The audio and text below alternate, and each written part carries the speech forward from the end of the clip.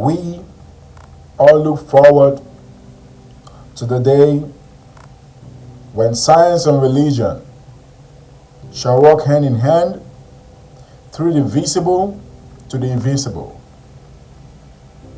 Science knows nothing of opinion, but recognizes the government of laws, whose principles are universal.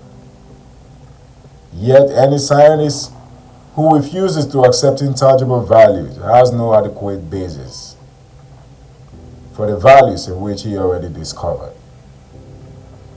Revelation keeps faith with reason and religion with law, while intuition is ever spreading its wings for greater flight. And science must justify faith in the invisible. You see, to suppose that the creative intelligence of the universe would create man in bondage and leave him in bond would be to dishonor the creative power which we call God. To suppose that God, as a being, as a creator of everything, including man, could make man as an individual without leaving him to dishonor and discover himself would be to suppose an impossibility. Individuality must be spontaneous. It can never be automatic. The seed of freedom must be planted in the innermost being of man. But like the prodigal son, man must make the great discovery for himself. We see abundance in the universe. We cannot count the grains of sand on a single beach. Can we? No, I can't. Can you? Definitely you can. Neither can you count the hairs on your head. The earth contains untold riches, and the very air is vibrant with power. You may ask why. This is why man is weak, poor, and afraid. The science of the mind deals with this question that I just passed to you. Why is man weak, poor, and afraid? The divine plan is freedom. Freedom is the ultimate goal for every man. A man who wakes up in the morning, rushes to work, to fight for a life, to make ends meet, is basically looking for freedom. A young boy who sits down to read his book and just to do his assignment is looking for freedom. A nation who stand and say we will fight to be free, to make our children live the free life, to make our women feel competent and useful, to make our men feel okay. What are you fighting for? Freedom. Bondage is not God ordained. Freedom is the birthright of every living soul. All instinctively feel this. I do the same. I always wanted to be free. And I'm sure you want to. Nobody wants to be in bondage. Although the Israelites were, but they wanted to be free in bondage. The truth points to freedom under law. Thus, the inherent nature of man is forever seeking to express itself in terms of freedom. We do well to listen to the inner voice, for it tells us of a life wonderful in its scope, of a love beyond our fondest dream, of a freedom which the soul craves. But the great law of the universe must be one with the great law of its own being. And we approach love through the law. This, then, is the teaching. Love and law As the love of God is perfect, so the law of God is perfect. And I'm sure you cannot doubt this with me. And we must understand both. Whatever the nature of any principle may be, insofar as it is understood by anyone, it may be understood by all who take the time to investigate. This does not require an unusual degree of intelligence, but rather the practical application of what we know now in order that we may increase our knowledge. The study of the science of the mind is a study of the first cause, spirit and mind, or that invisible essence. That ultimate stuff, an intelligence from which everything comes, the power back of creation. The thing we all crave, the thing itself. We accept this thing and believe in it. What we desire is to know more, to learn more, to acquire more, and to be wiser than we are right now. And to know more about this thing, the consciousness and the subconscious person in us, and how to use it for our benefit. From proof alone, we know we are dealing with a definite principle. If one, through the consciousness of his own knowledge, can produce a certain result, he must know what he is dealing with. It may seem as though in dealing with metaphysics, we are dealing with something that is too abstract and may not be understood. But a tangible can give results if we can take the time to understand and learn. Principles are forever hidden from our eyes. We accept the deduction of science insofar as they are proved, and we recognize that they are built upon the immutable but invincible principle. Whatever science we must believe in must corroborate and collaborate with the existence of nature and the corroboration and edification of the Creator, the beginning and the eternity, the one who will look to us as God, and the one who we depend on for more better days, and the one who we depend on for more wisdom. The science of the mind can be learned, because you can't keep doing the same thing for years and expect something different. If you keep doing one thing over and over, you keep getting the same result. But if you can work with your mind, if you can master your mind, you will change your results. That is what the science of the mind is all about. We are so used to the thought that if we mix certain colors, we can get certain other colors. And I'm sure you must have done that in your school days or in some project. But we do not realize what we are dealing with. We are dealing with physics. We know that whoever blends this particular color will get this color. If you mix a green and a blue, you get a color. Anywhere you mix it, any year you mix it, anytime you mix it, you get that same color. You don't get something else. But we do not know why. And I'm telling you, even the wisest man that lives right now doesn't know why. So we do not have to stretch our credulity any more than we can right now.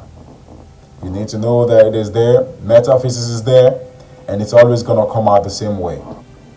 So if you are in a job right now and you want to change the way you feel about your job, you either change you or change the job. Something has to change for occurrence and event to change. We think of physics or metaphysics perhaps as something that only the most profound thinkers have known about. But I tell you right now, no. Every day we do physics. Every day we do combinations. Every day we do wheel and hassle. Every day we do one thing or the other that is related to physics or chemistry. And we should remember that we are also thinkers. profound thought of all ages have stood in awe of life itself, realizing that there's a power and potentiality, the highest possibility of which the human intellect cannot fathom. You and I must understand that there's a universal principle and it doesn't respect any person. The universe has no favorite, therefore it is written, and let anyone who is thirsty come and drink. And I'm sure you must have seen this in Revelation 22, verse 17. Whoever wants life, come get it free. So let us then approach science of the mind and hold it close to our mind. And let us not throw it away with a strong belief that it is against our beliefs or our doctrines. If we can master the mind, we have power over anything. The science of spiritual psychology also corroborates the science of the mind. If you can put your mind onto anything, focus on it, you will get it. Perseverance is the key to all good things you see around us today. We must all face a test, a groundbreaking change in our thoughts, in our thinking. Sometimes we have to be broken. Apostle Paul got broken before he became a Christian. Sometimes we have to be broken, then restructured. Because if you don't like the old building and you want a very fancy one, you have to demolish the old one. So let us look at it in that approach. Let us approach it normally, happily, willingly. Let's accept, glad to experiment, hoping and believing that as the result of our effort, we shall all derive a great good, a sound understanding of the natural law of life, as they apply to the individual and his relationship to the whole universal scheme of things.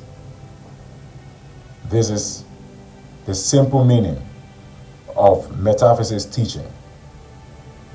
The study of life and the nature of the law, governed and directed by thoughts, always conscious that we live in a space that is governed by a God, protected by a super being who watch and protect us, who is around us and who is for us. There is nothing supernatural about the study of life from a metaphysical viewpoint, that which today seems to us as supernatural. Most of the magicians you see or you know of today, they're basically performing tricks, but they are so good that we start seeing them as magic because they are so mastered in their skills, in their tricks, in their creative performance. They are so good at what they do because they've mastered what they do, and now you see these things as magic. We all know that many have been healed of physical diseases through prayer. But let us analyze this. Why is it that some people get healed through prayer and some people do not? Is it okay to believe that God chooses some people to bless and despises the other? Is it okay to believe that God honors some people's prayer and doesn't honor some? After we read that it rains on the rich and the poor, the good and the bad, and it suns on the good and the bad?